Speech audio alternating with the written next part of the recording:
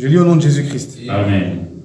L'Éternel dit à Samuel, quand cesseras-tu de pleurer sur Saül? Oui. Je l'ai rejeté, afin qu'il ne règne plus sur Israël. Remplis ta corne d'huile et va. Je t'enverrai chez Isaïe, Bethléemite, car j'ai vu parmi ses fils celui que je désire pour toi, pour roi. Samuel dit, comment irai-je? Saül l'apprendra et il me tuera.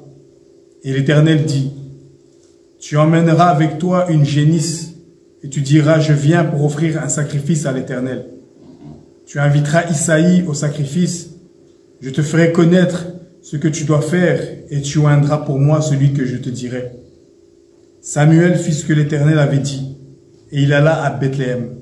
Les anciens de la ville accoururent effrayés au-devant de lui et dirent, ton arrivée annonce-t-elle quelque chose d'heureux? Il répondit, oui, je viens pour offrir un sacrifice à l'Éternel. Sanctifiez-vous et venez avec moi au sacrifice. Et il fit aussi sanctifier Isaïe et ses fils et les invita au sacrifice. Ok. Tu vas prendre maintenant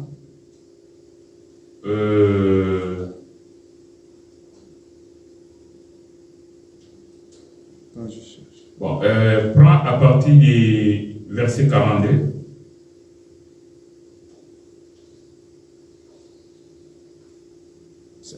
Là, c'est 17. Hein? 17, à partir du verset 42. 1 Samuel chapitre 17, à partir du verset 42. Je lis au nom de Jésus-Christ. Amen. Le Philistin regarda, oui. Et lorsqu'il aperçut David, il le méprisa, ne voyant en lui qu'un enfant, blond et d'une belle figure.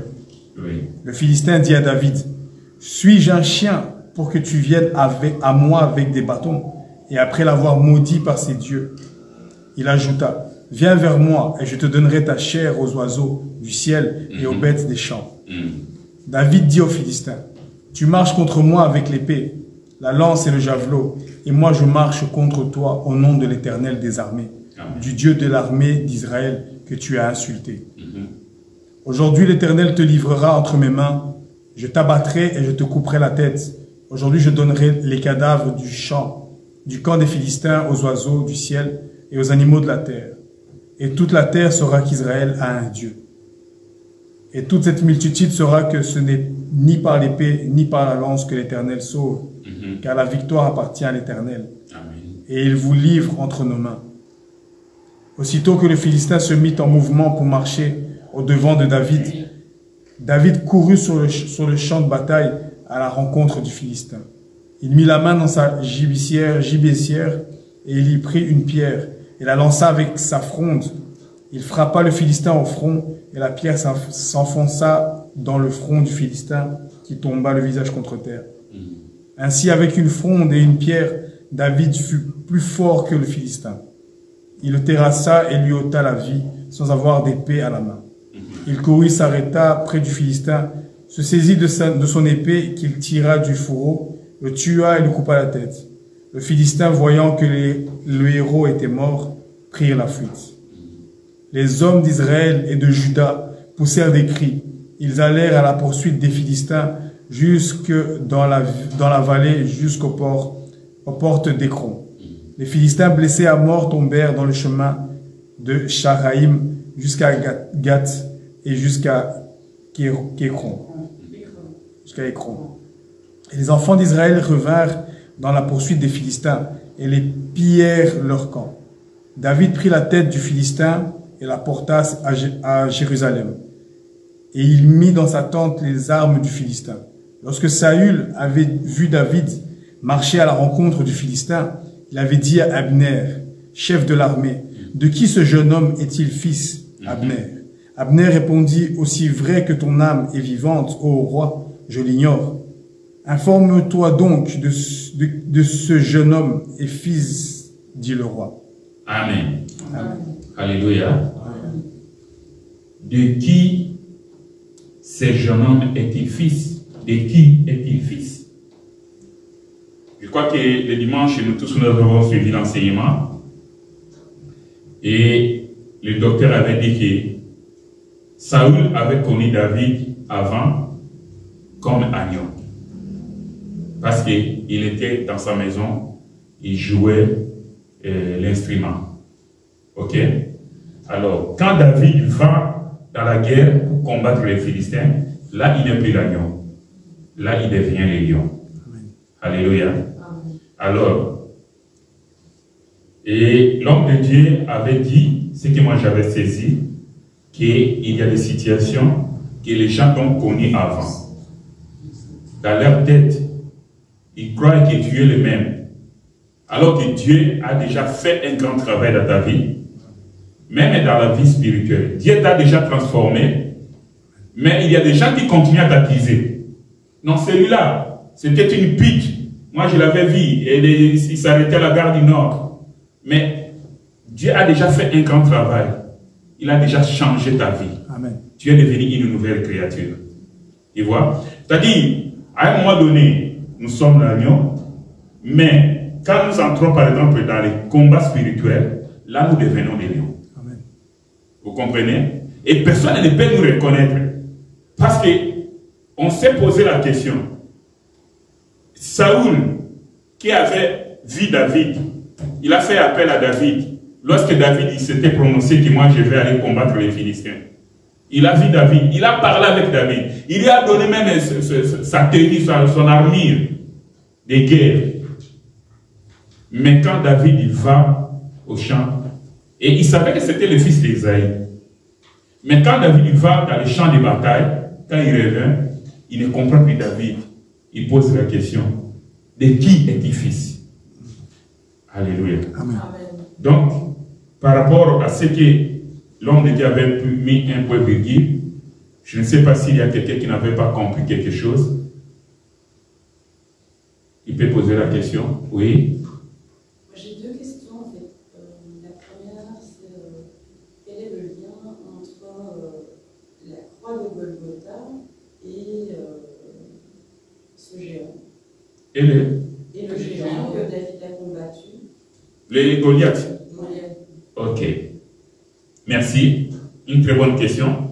Notre sœur pose la question, quel est le lien entre la croix de Golgotha et les combats de David avec Goliath? Par rapport à la croix de Golgotha, c'est là où le Seigneur était en train de combattre. Il y a un combat qui s'était passé au ce niveau-là. Donc Goliath ici, nous le prenons comme Satan, comme l'adversaire. Parce que la Bible dit que les Philistins sortaient chaque jour. Ils venaient pour défier l'armée de l'Éternel. Pendant 40 jours. Alors, la Bible dit qu'ils sortaient matin et soir. Matin et soir. Pendant 40 jours. Alors que nous, c'était une menace. Vous voyez? Donc cette menace-là, même les rois, il avait peur. Le roi était chez lui, il n'est pas descendu. Le peuple était là, l'armée était là, mais personne n'a osé. C'est comme si ça se marie avec ce verset qui dit l'Éternel Dieu était en train de chercher quelqu'un dans les cieux qui ira, qui va descendre pour sauver ses peuples. Amen. Et il n'y avait personne.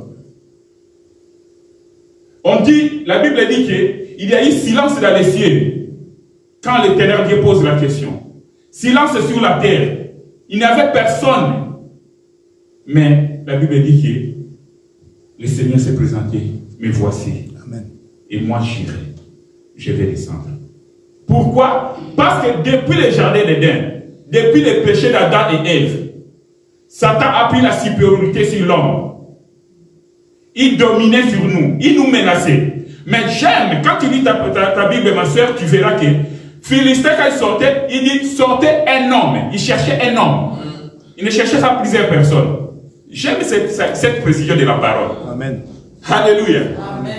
Si les Philistins avaient besoin de l'armée de l'Éternel ou bien de tous les peuples d'Israël, ça aurait été autrement.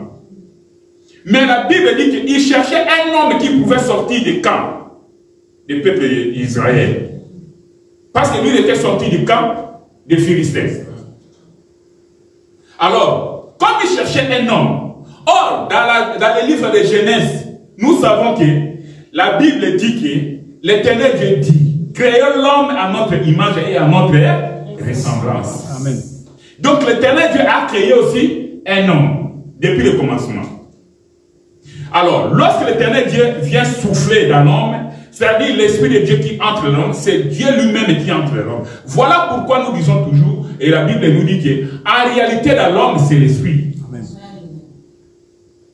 Tu vois? Or, David, la Bible déclare que Dieu dit que non, il a trouvé l'homme selon son cœur. Comme David était le 8e enfant d'Ésaïe, et qui était en train de paître les brebis, donc il était berger. C'est-à-dire, David, c'est quelqu'un qui est venu de l'éternité. Tu vois? Et quand il cherche l'homme, l'Éternel Dieu, comme il avait déjà fait un travail avec David, il a préparé pour le combat. Il avait préparé pour le combat. Voilà pourquoi quand David dit, il vient, il dira, qui est cet incirconcis qui défie l'armée de l'Éternel? Qui est cet incirconcis? Et il dit, moi, je vais aller les combattre. Donc pour combattre, le combat, ça devait se passer dans la vallée. C'est-à-dire quoi? C'est-à-dire David devait descendre du haut de la montagne vers la vallée. Donc, nous comprenons que par rapport à la croix, le Seigneur Jésus-Christ qui était au ciel, il a dit que non, moi je vais descendre. Parce qu'il n'y avait aucun sacrifice, il n'y avait aucune personne, aucun prophète qui pouvait combattre Satan le diable pour nous libérer des menaces de la mort et des séjours de la mort. Amen. Amen. Amen. Voilà pourquoi David, lorsqu'il descend dans la vallée, c'est l'image de notre Seigneur Jésus-Christ qui descend sur la terre et va combattre pour que nous soyons libérés de l'esclavagisme de Satan le diable. Amen. Parce que le Seigneur, Goliath avait dit, si moi je parviens à tuer la personne que vous allez sortir, vous serez nos esclaves. Vous voyez? Alors que Satan le diable nous a tenus à l'esclavagisme. Nous étions les esclaves de Satan depuis les jardins, depuis les péchés. Donc nous étions ces esclaves. Alors quand le Seigneur Jésus-Christ descend pour combattre sur la croix, il a combattu Satan parce que la Bible dit qu'il a dépouillé les dominations. Amen. Il les a livrés en spectacle. Amen. Donc c'est Satan qui a été vaincu sur la croix de Golgotha. Amen.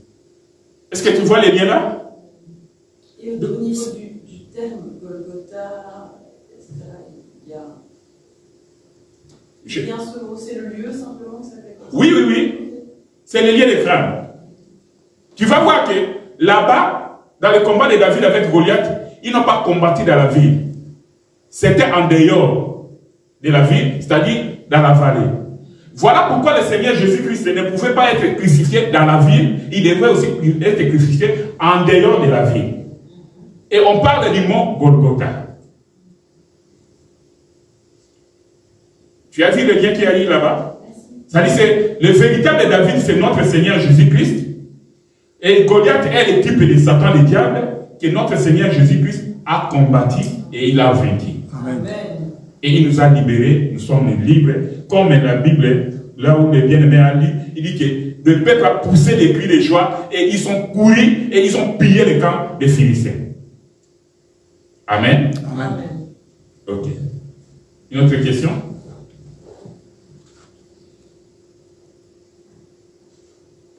Bon, je crois que l'homme de Dieu a été clair. Amen. Par rapport à l'enseignement du dimanche, de qui est-il fils? Donc il faut que les gens voient la transformation dans notre vie. Il faut qu'il y ait un avant et un après. Donc avant que tu connaisses Dieu, avant que tu viennes à Christ, on t'a connu comme soulard. Tu viens à Christ et tu continues à être soulard. Donc là, tu n'as pas compris l'œuvre de la croix. Tu n'as pas compris l'importance de l'œuvre de la croix. Il faut qu'il y ait un changement total, une conversion. Donc il faut se détourner. C'est ça la conversion. Et quand il vient, il faut écouter la parole. Et selon la parole, la doctrine, il faut mettre la parole en pratique. Amen. Quand tu cherches à comprendre la parole et à mettre ça dans la pratique, c'est là où le Seigneur Dieu va te briser. Sans le brisement, donc tu es en train de perdre ton temps pour Dieu. Il faut que nous soyons brisés. Nous soyons obéissants à la parole. Alléluia. Amen. Donc, de qui est-il fils? Il faut que les gens voient que, mais est-ce que c'est le même qui volait ici, dans les banques? Non, ce n'est pas lui. Est-ce que c'est lui ou bien ce n'est pas lui? Il faut que les gens se posent des questions. Est-ce que c'est seulement ces messieurs-là qui faisaient du mal aux gens ici? Qui était un grand bagarreur à Matongé? Non, ce n'est pas lui. Il faut qu'on pose la question, est-ce que c'est lui ou bien ce n'est pas lui? Alléluia. Amen. Pourquoi? Parce que l'Éternel Dieu nous a transformés. Il nous a brisés et il a pris notre place. Voilà pourquoi l'apôtre Paul pouvait dire, ce n'est plus moi qui vis, c'est Christ qui vit en moi. Amen. Alléluia. Amen. Parce que quand Christ vit en nous, donc nous devons regretter notre vie passée. Et raison pour laquelle Paul va dire que tout ce que moi j'ai trouvé comme intérêt, que j'ai trouvé comme avantage, aujourd'hui, je le regarde comme de la boue, comme de la saleté. Mais lorsque Paul était de l'autre côté, il voyait ça que c'était un avantage. La prostitution. Les filles qui font la prostitution ici à la gare du Nord, ils gagnent leur vie. C'est loin. D'après eux. Ils trouvent que non, c'est une vie meilleure. Mais quand ils rencontrent le Seigneur, ils doivent regretter quand ils regardent et disent, oh mon Dieu, qu'est-ce que je faisais moi? Alléluia. Amen. Alors, c'est très important. Alors, par rapport à la journée de vendredi, non, les mercredis, nous étions avec l'homme de Dieu, l'ancien Toto. Il nous a donné une exhortation. Dans les livres de Genèse, il a donné quelques passages. Et là, il nous a parlé aussi de combats et comment nous avons peur des sorciers dans nos familles. Parce que c'est un pauvre, il n'a rien. Mais quand il y a un homme riche dans notre famille, il nous donne de l'argent et on n'a pas peur de prendre son argent et de bénéficier de ses services. Donc il y a une confusion à ce niveau-là. Donc il nous a exhortés, et c'est ce que moi j'avais aussi parlé une fois ici, que quand tu es un enfant de Dieu, il faut toujours avoir cette conviction-là dans ton cœur, que je suis un enfant de Dieu. Et je n'ai pas peur. Ce sont les sorciers qui ont peur de nous. C'est parce que nous ne voyons pas bien aimés. Il suffit d'écouter un peu les témoignages des gens qui étaient dans le camp de Satan, qui étaient des sorciers qui nous faisaient du mal, qui ont, entre guillemets, ils ont mangé les gens, comme ils aiment le dire. Mais eux-mêmes témoignent que non, tout enfant de Dieu, quand nous venions pour l'attaquer, on n'arrivait pas. On voyait soit la lumière, on voyait soit le feu tout autour, on voyait soit un homme vêtu du blanc à côté de lui, on voyait. Il ne pouvait pas. Mais nous-mêmes, nous ne prenons pas conscience de cela. Et nous avons peur. Et la peur, c'est une arme redoutable de l'ennemi. Le Seigneur Jésus-Christ, pour affronter Satan dans le désert, après le baptême, après les 40 jours, les tentations, il n'a pas eu peur. Il était là serein, calme. Et quand Satan est venu le tenter, et il répondait calmement. C'est comme ça que nous devons aussi faire. Moi, des fois, quand je dors, je me réveille, je regarde, oh, c'est moi qui ai dormi comme ça, profondément. Et pour ça, on dit que le sommeil, c'est comme les petits frères de la mort. Parce que quand nous dormons, nous ne savons même pas ce qui se passe tout autour de nous, dans notre chambre là. On ne sait rien, on ne se souvient de rien. Mais il y a un Dieu dans le ciel qui veille sur nous. Il veille sur nos âmes. Alléluia. Amen. Donc, nous devons toujours être conscients que nous sommes des enfants de Dieu et que nous n'avons pas peur de l'ennemi. Peu importe ce qui peut nous arriver, reste confiant à ce Dieu-là. Même si tu passes des moments difficiles, même si tu passes les moments de la diversité, mais il faut toujours penser que non, j'ai un Dieu qui me soutient. Alléluia. Amen. Alors, nous, en tant que vos bergers, vos conducteurs, nous sommes des sentinelles. Quand nous voyons quelque chose venir, la sentinelle a ces devoirs-là, voudrais-je dire, d'avertir le peuple de Dieu. Que, attention, je vois un groupe ou bien une troupe qui est en train d'arriver là, nos ennemis arrivent. Par rapport à ce temps que nous sommes en train de traverser, comme je disais, que nous sommes cette génération-là qui est en train de vivre les prophéties, l'accomplissement des prophéties. De l'autre côté, l'Antichrist, Satan le diable, est en train de préparer l'homme de l'impie. C'est-à-dire, Satan le diable est en train de préparer toutes choses. En fait, que lorsque l'homme de l'impie va se présenter, qu'il ne puisse pas avoir des difficultés, qu'il puisse diriger avec beaucoup de facilité. Parce que tout le terrain est déjà préparé. Frère béni, prends-nous l'Apocalypse chapitre 13. Verset 16 à 18.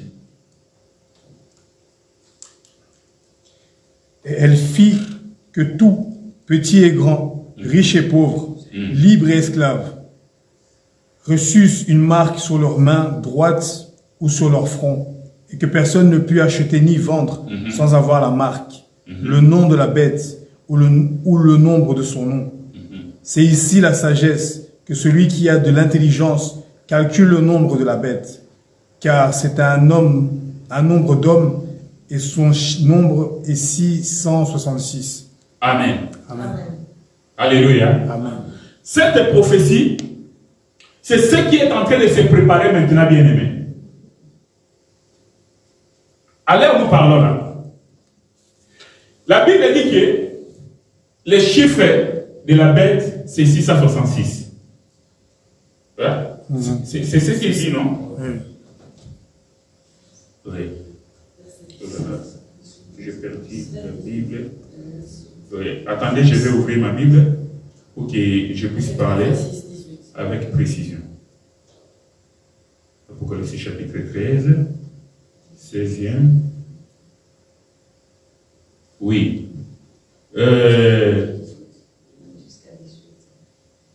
Dernier verset. Oui, verset 18. Hein? C'est ici la sagesse, que celui qui a de l'intelligence calcule le nombre de la bête, car c'est un nombre d'hommes, et ce nombre est 666. Mais pourquoi seulement ce nombre-là de 666? Et on nous dit ici que car c'est un nombre d'hommes. Quand la Bible nous donne cela, pour que nous puissions comprendre, quand Dieu a créé le monde, c'est le 6e jour que l'homme a été créé. Voilà pourquoi le chiffre 6 s'est associé avec l'homme. Voilà pourquoi ce verset dit que car c'est ici la sagesse, que celui qui a l'intelligence calcule le nombre de la bête, car c'est un nombre d'hommes. Donc, comme le nombre de l'homme c'est 6, alors 6, 6, 6, seulement pour ceux qui n'ont pas de l'intelligence, ne vont pas comprendre. Vous voyez? Alors, ça veut dire quoi? Quand on parle de la bête, beaucoup de gens croient qu'il y aura une bête, comme nous voyons des animaux ici, qui va apparaître. Non! Ça sera un homme physique. Une personne qui va naître comme toi et moi, et avec cet esprit-là. Et quand il va grandir, c'est là où il va commencer à faire des choses. Écoutez bien aimés, la Bible dit que personne ne peut vendre ni acheter si tu n'as pas les nombres de la bête. Il a dit les 666. Mais vous savez que, en octobre dernier, l'Union européenne avait annoncé la disparition de la monnaie physique. Je suis en train de sonner la trompette ici, pour que nous soyons toujours prudents. Et c'est peut le remarquer, à l'heure où nous parlons, on commence plus à exiger l'achat avec les cartes bancaires que l'argent physique. Ok? Oui. Voilà. Dans les cartes de chèque repas, quand on nous a donné ça, quand tu veux aller chercher, sortir l'argent comme ça, on ne te donne pas. Non, non, non. Il faut acheter avec carte. Il faut faire des dépenses avec les cartes. Donc, depuis l'octobre de l'année passée, l'Union européenne a décidé cela. Or, selon la préparation, c'est-à-dire, l'homme de l'Empire va prendre la domination sur le plan économique. Et pour prendre la domination sur le plan économique, il faut que lui, il arrive à contrôler nos économies.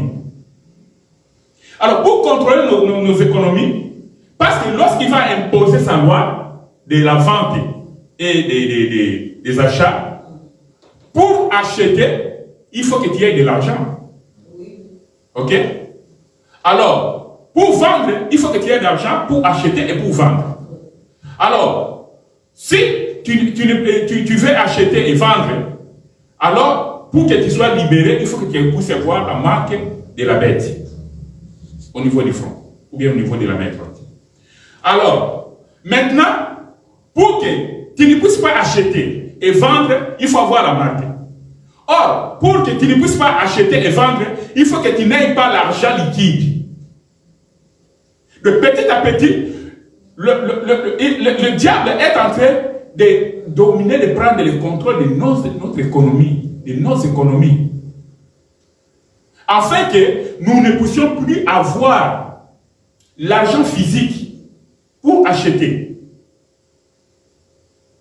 Selon les informations, regarde, pour que tu ne possèdes pas ton argent, il faut que le rendre électronique.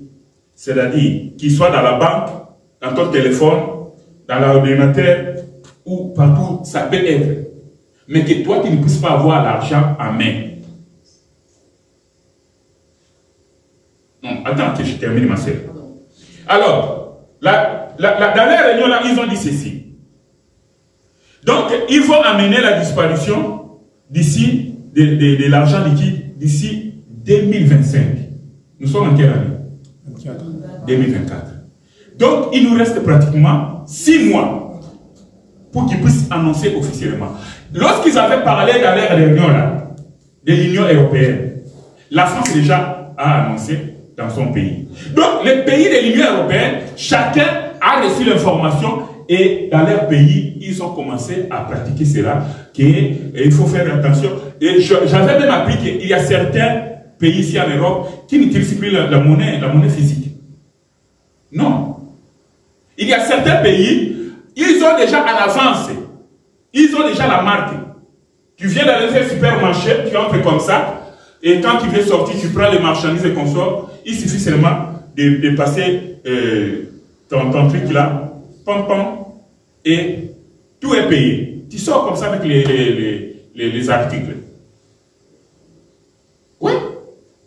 Donc, d'ici 2025, donc nous sommes déjà au mois d'avril. Vous voyez? Donc, il nous reste pratiquement presque 6 mois pour que nous puissions encore entendre dans les réunions de l'Union européenne annoncer cela officiellement. Écoutez les projets. Alors, le 1er novembre, l'Union européenne annonce la phase préparatoire du lancement de sa monnaie numérique.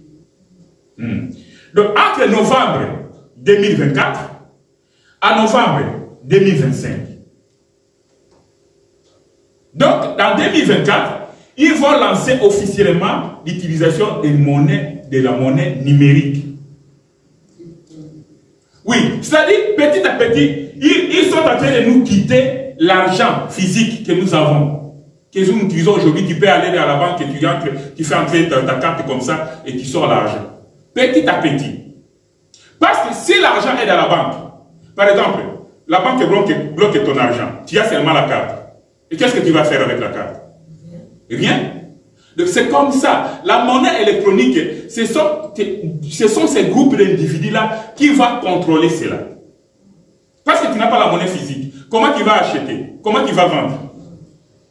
Impossible. Donc, ils vont pousser les gens, ils vont obliger les gens d'aller prendre le marque 666. Petit à petit. En 2026, l'Union européenne pourra décider si oui ou non de mettre la monnaie électronique sur le marché. Et en 2027, là, c'est complètement retiré l'argent physique du marché. Pour préparer l'arrivée de l'Antichrist.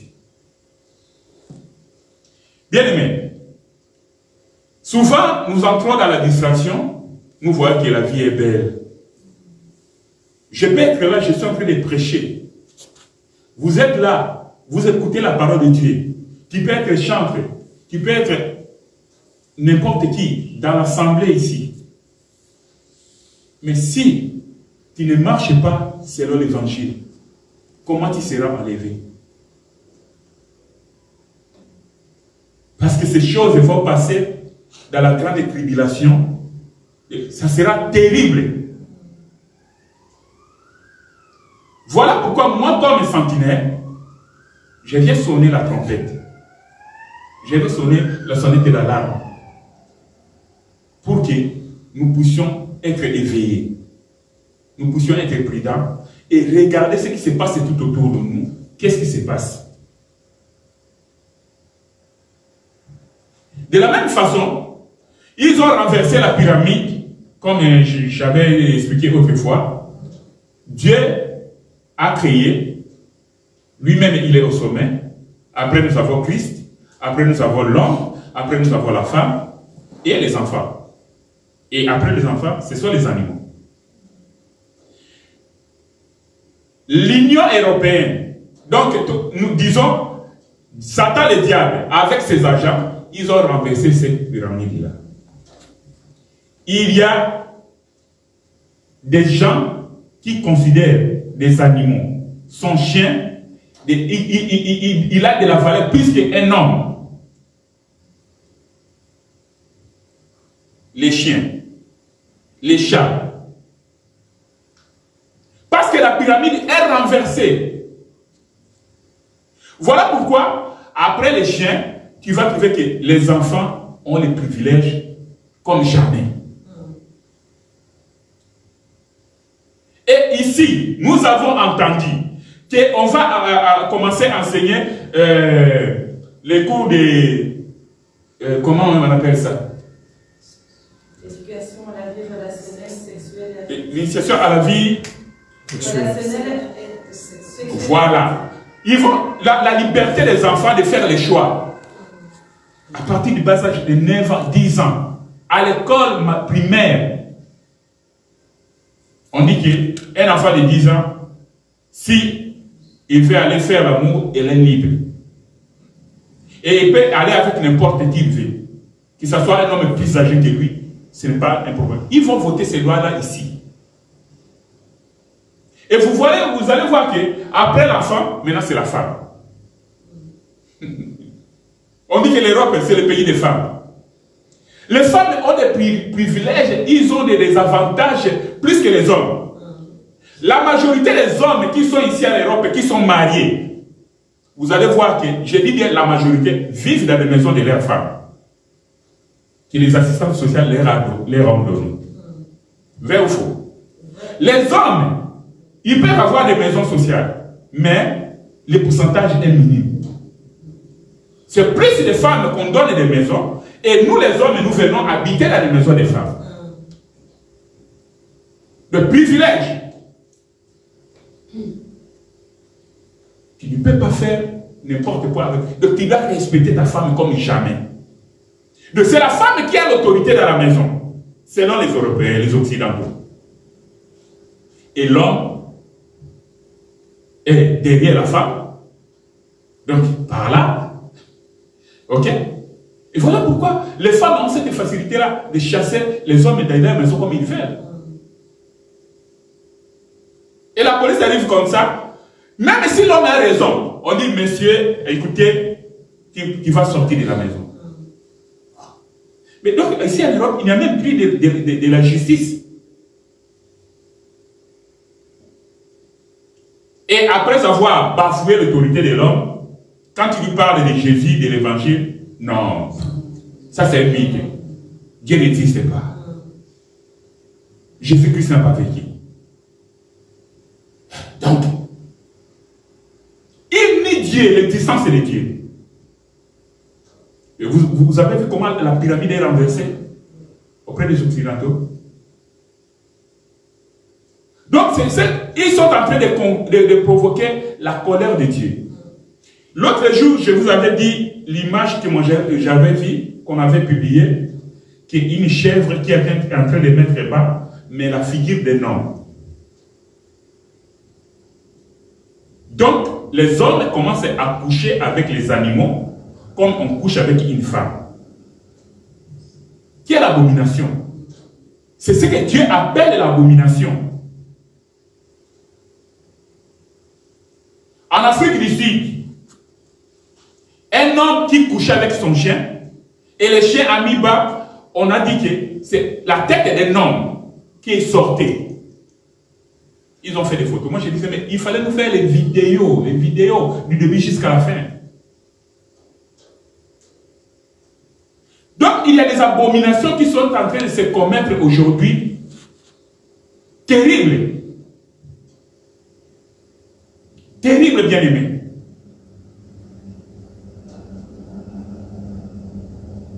Nous devons bien veiller. Nous devons mettre la parole de Dieu en pratique.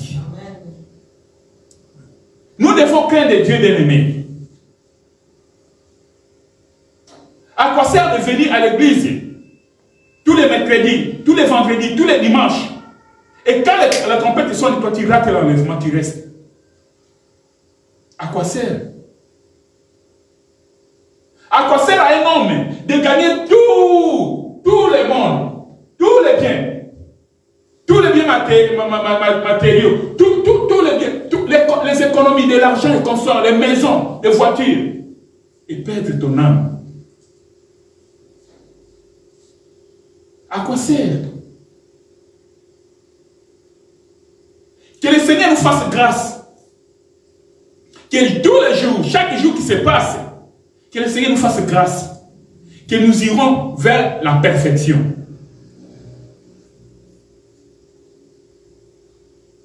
Car la Bible dit que celui qui se sanctifie davantage. Amen. Et celui qui veut s'essuyer, qui s'essuie davantage.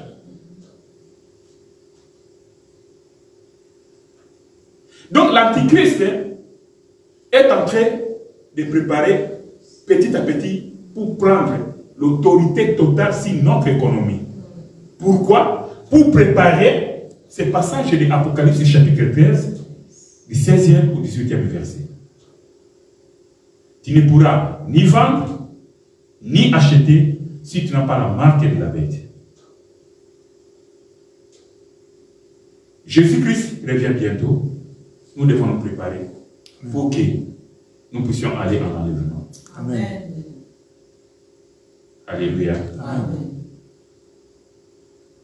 Oui, ma soeur, tu avais une question? C'est un exemple beaucoup plus anecdotique. Il y a un jeu sur les télé belges, je crois que c'est RTL, un jeu, je ne sais plus, de gagner un voyage, je ne sais même plus quel outil, je regarde très peu, mais toujours est-il, je suis tombée là-dessus, et ils disent appelez le 6006.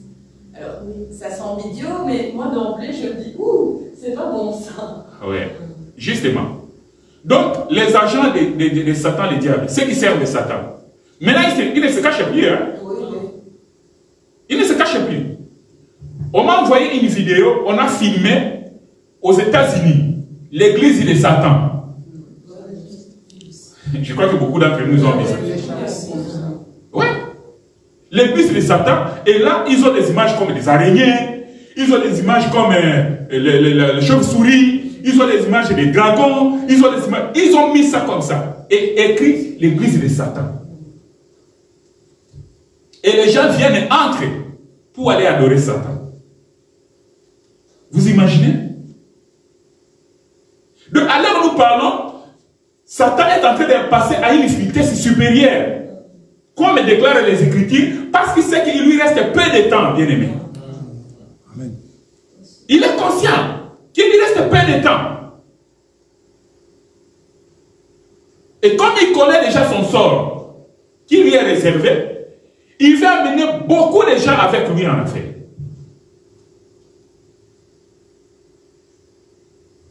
Mais nous, enfants de Dieu, c'est comme si nous sommes toujours dans la distraction. Nous sommes toujours dans la distraction. Oui, maman. Je ne sais pas quel jour. Je peux passer. Vous connaissez des bouquets? Oui. Le banque là, des grandes banques. Oui, oui, oui. Pour retirer l'argent. Et puis quand je suis entrée, il n'y a pas de distributeurs. Les distributeurs. Oui, ils sont enlevés. Hein. Ils sont tous enlevés. Oui.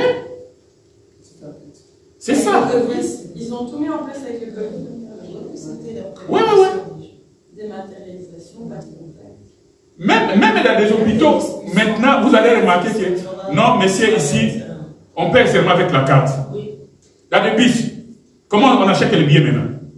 Rien qu'avec la carte. Alors qu'avant, ils prenaient la monnaie. Donc, pour le moment, tous ces agents du diable là, dans leur réunion, ils sont conscients et on dit qu'ils vont passer à la vitesse supérieure. Et je vous informe qu'après la domination économique, le diable va faire à ce qu'il y ait une seule religion. Il va prendre aussi la domination sur la religion.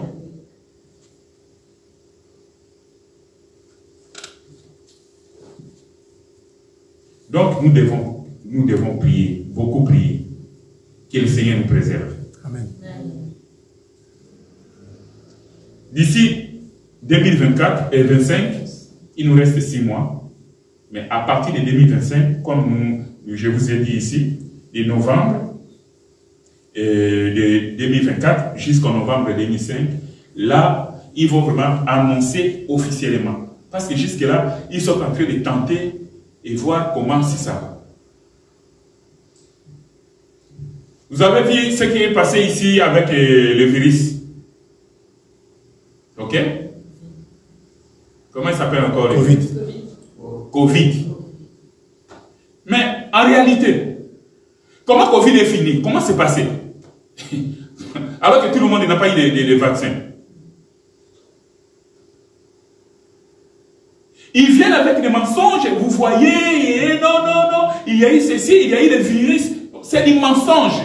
S'il y a eu virus, c'est eux-mêmes qui ont fabriqué ça. Pour voir que si nous avons la domination sur les humains. Et ils disent que non, parce que le monde est surpeuplé. Il faut qu'ils éliminent un bon nombre de gens sur la terre.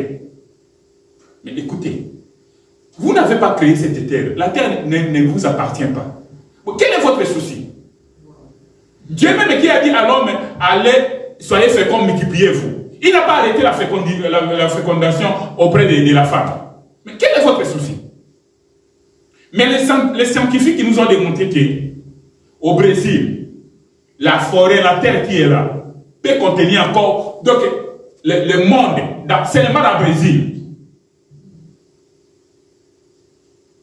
Combien de terres, combien de forêts qui sont encore inhabitables? Alors, leur souci est à quel niveau, on ne comprend pas. Ils ont tué les gens expressément. Nous disons ça aujourd'hui ouvertement. Amen. Avec le Covid là. Et lorsqu'ils ont testé, c'était un test. Ils ont dit, ah, de côté là, c'est bon, ça marche. Ils ont gardé ça. Et vous allez voir, d'ici là, les années qui vont suivre, ils vont créer encore quelque chose pour obliger les gens, comme ils nous ont obligés de prendre le vaccin. Ils vont encore créer quelque chose pour obliger les gens de suivre leur voie, ce qu'ils vont imposer. Mais écoutez, le vaccin de Covid, si quelqu'un ne veut pas prendre, il attrape, mais il va mourir. Pourquoi imposer les gens? Au travail, si tu n'as pas le vaccin, tu ne peux pas travailler. Vous imaginez? À l'hôpital, tu ne peux pas travailler si tu n'as pas reçu le vaccin.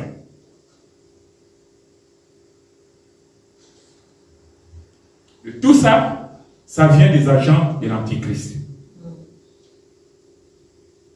Nous devons beaucoup faire attention à ce qui se passe tout autour de nous. Maintenant, il y a une rupture, je dirais presque totale, entre l'Occident ou bien l'Europe et l'Afrique. Un général est passé, sans se gêner, il dit que nous devons recoloniser l'Afrique. Nous devons aller là-bas avec nos armées, nous imposer pour préserver nos intérêts. Vous imaginez? Mais tu étais venu chez moi, à la maison. J'étais accueilli. Et tu ne te comportes pas bien. J'ai dit, bon, en tout cas, je ne veux plus te voir chez moi. Tu peux rentrer chez toi. Tu peux sortir. Est-ce que c'est un problème?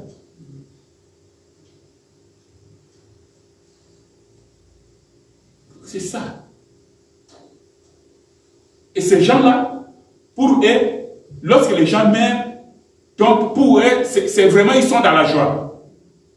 Parce qu'ils voient que leur plan qu'ils ont mis en place, ça marche. Vous fabriquez des armes de destruction massive. Attendez, des bombes là, vous allez exploser ça auprès des animaux ou auprès des êtres humains que Dieu a créés. Donc vous voyez que les gens là, non, ils n'ont pas de cœur. Quand tu regardes en Israël avec la Palestine, de l'autre côté tu regardes la Russie avec l'Ukraine, en Afrique, n'en parlons pas. Ils achètent des armes pour donner, pour aller tuer les gens. Et des innocents, gratuitement comme ça. Ou bien c'est pour leurs intérêts personnels.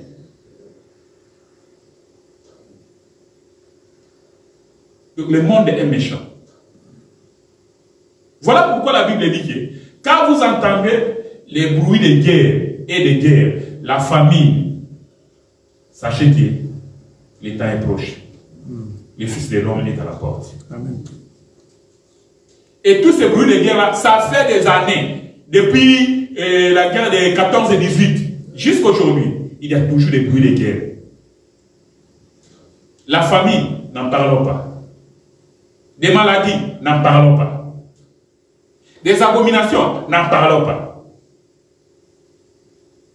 Il va voir le papa qui couche, qui sort avec sa fille, la maman qui sort avec son garçon, la maman se marie avec son enfant, son fils. Officiellement, ils vont devant les mères se marier. Je vis ça, des vidéos. Ce ne sont pas des contes.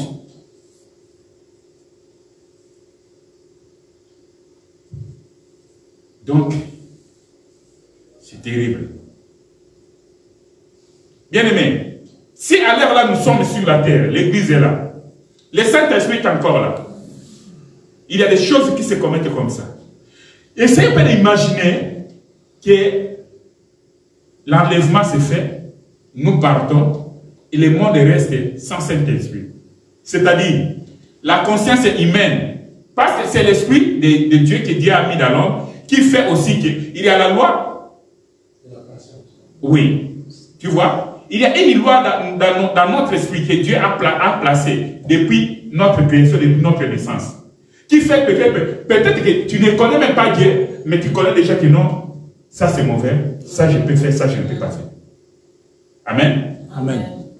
Alors, nous qui avons le Saint-Esprit, nous avons horreur à ces choses. Nous devons avoir horreur à ces choses-là. Voilà pourquoi quand un enfant de Dieu trébuche, tombe, il doit regretter directement et demander pardon, s'élever et continuer la marche. Amen. Amen. Parce que ces gens-là, ils sont comme des animaux. Ils n'ont pas de conscience comme nous. Nous, parce que nous avons le Saint-Esprit. Mais après l'enlèvement, je vous dis, ils seront comparables. Il n'y aura pas de différence entre un être humain et un animal. Pas de différence. Non, non. Pas de différence. Prenons l'exemple des chiens. Quand tu te promènes avec ton chien mâle, l'autre se promène avec son chien femelle. Quand le chien voit la femelle, elle a toujours tendance à aller s'accoupler avec la chienne, n'est-ce pas? Oui. Ce sont ces choses-là qui vont se passer après l'enlèvement. Donc une femme qui marche dans la rue comme ça, un homme arrive, il dit que non, moi je vais coucher avec toi. Et la femme aussi sans conscience, donc dans la rue. On a vu ça. Il y a des choses qui sont en train de se passer maintenant. Il y a des gens qui font l'amour en plein air. En plein air. Les gens sont là-bas au parc, mais eux là-bas au parc, les gens les voient comme ça. On a vu même une vidéo dans l'avion. En plein voyage. L'homme et la femme vont aux toilettes, ils s'enferment là-bas pour pendant longtemps. Ils sont en train de faire l'amour. Personne ne peut aller aux toilettes. Jusqu'à ce qu'ils sont allés signaler les pilotes. Les pilotes arrivent, ils forcent la porte et ils trouvent l'homme et la femme en train de faire l'amour. Mon Dieu, nous sommes dans quel monde?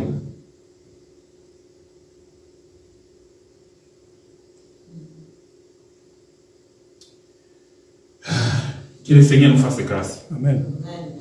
Alléluia. Amen. Donc, je voulais attirer notre attention et rester toujours vigilant sur ce qui se passe maintenant dans le monde, au niveau aussi des informations, parce que le Satan, le diable, est en train de passer à une vitesse supérieure. Donc, bientôt, notre économie, donc déjà, ils ont déjà commencé à contrôler cela, et petit à petit, ils vont retirer l'argent physique de la circulation. On va rester avec l'argent électronique ou bien l'argent virtuel. Là, donc tu as seulement ta carte, tu arrives comme ça, tu veux acheter quelque chose, on dit non, tu n'as pas de substances dans ta carte. Mais comment ça? Moi, dans mon compte, j'avais autant. Non, monsieur. Mais qu'est-ce qu'il faut faire? Est-ce que tu as la marque de 666? Si tu n'as pas de l'argent, il n'y a pas de problème. Si tu n'as pas la marque de 666, ok, ça marche. Vous imaginez? Donc, petit à petit, ils vont retirer cet argent physique que nous utilisons aujourd'hui pour que l'homme, son économie soit contrôlée par ce groupe d'individus que tu ne peux pas acheter ni vendre. Et quand l'Antichrist va arriver, il va trouver que tous les terrains étaient déjà préparés. Alléluia. Amen. Voilà, bien-aimés. Aïe, aïe, aïe. Le temps passe. Hein? Ok. Aujourd'hui, je voulais commencer un enseignement là. Mais il nous reste peu de minutes. Je crois qu'on va commencer cet enseignement le dimanche. Un enseignement que nous avons intitulé quand nous venons avec nos thèmes, déjà nous trouvent bizarre, les gens ramassent des pierres pour nous lapider. Non, il faut écouter l'enseignement jusqu'à la fin, avant de nous juger. Amen. Alléluia. Amen. L'hiver est passé, mais pendant l'hiver, beaucoup de femmes ne voulaient pas se laver. Beaucoup d'hommes ne voulaient pas se laver. Bref, beaucoup de personnes ne voulait pas se laver.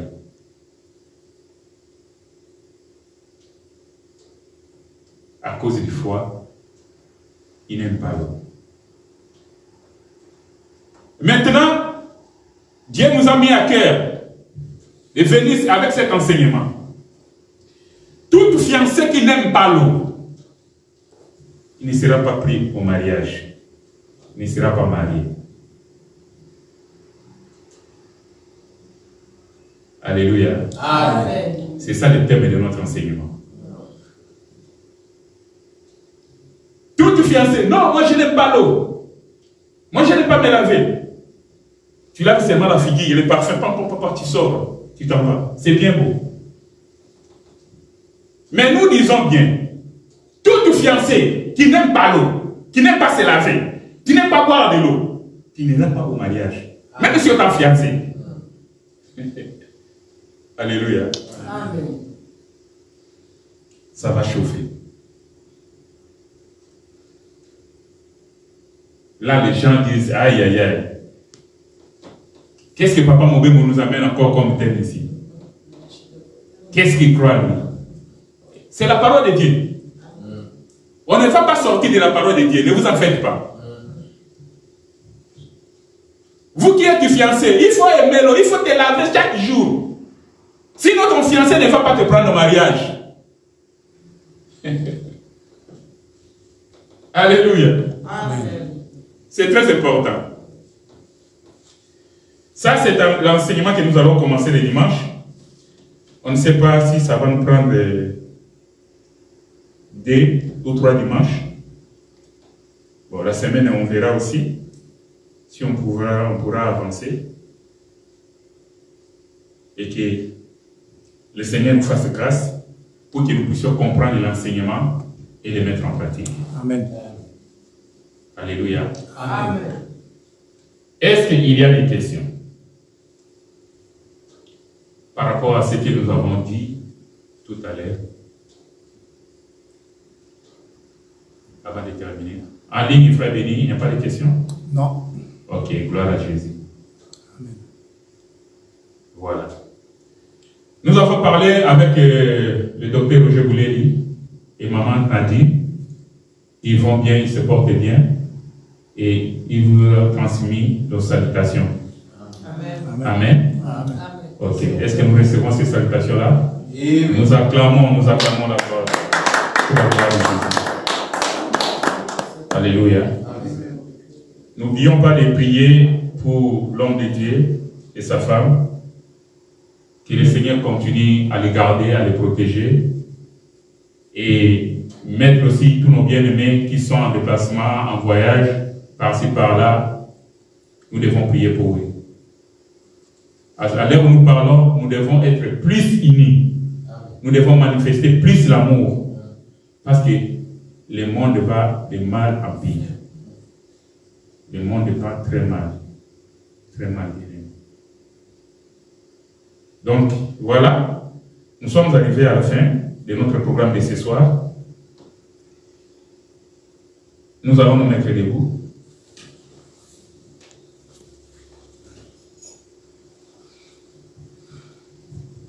Nous allons prier. Tu vas élever ta voix bien-aimée. Tu vas dire merci Seigneur. Merci pour cette exhortation. Merci pour ces rappels. Seigneur Dieu, nous comprenons que nous sommes au temps de la fin. Nous avons compris que le diable est en train de passer à la vitesse supérieure.